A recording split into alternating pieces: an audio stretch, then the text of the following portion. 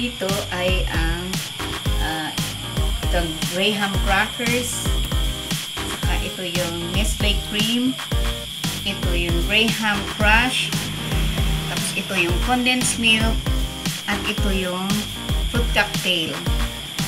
Yan. Ang unang gagawin natin ay paghaluin natin yung condensed milk at ang Nestle cream.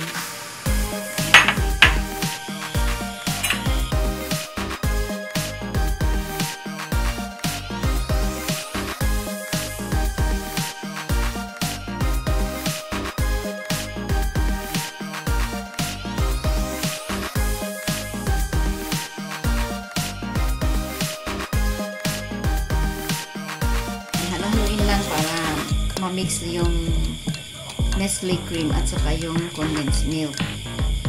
Ayan. Ang susunod ay ito yung Tupperware na paglalagyan natin ng Graham cake. Ang gagawin ay lalagyan natin ng creamer yung flooring ng Tupperware.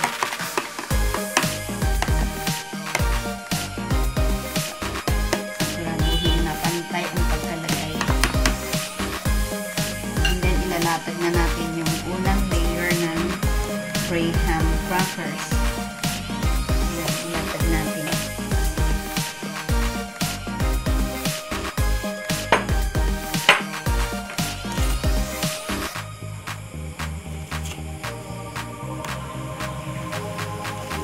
So, yan na yung first layer. Lalagyan ulit natin ng creamer.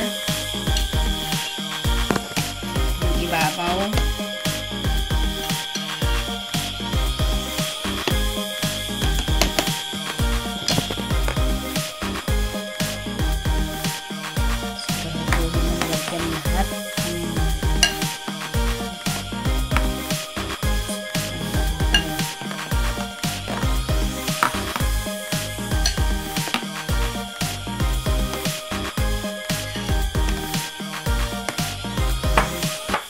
Susunod na ilalagay ay itong fruit cocktail.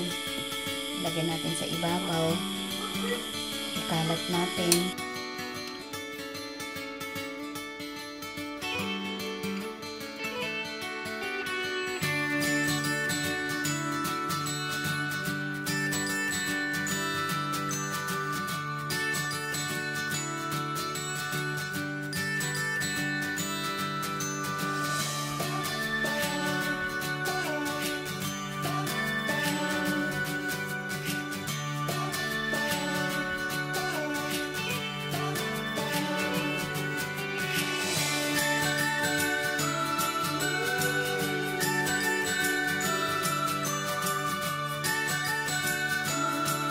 So, ganyan yung pagka-distribute ng fruit cocktail sa ibabaw ng first layer. Ngayon, ilalagay ulit natin yung second layer.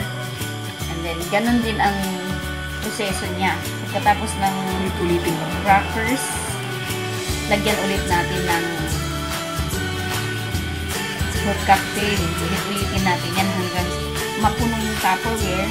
So, ilagay natin lahat yung ingredients.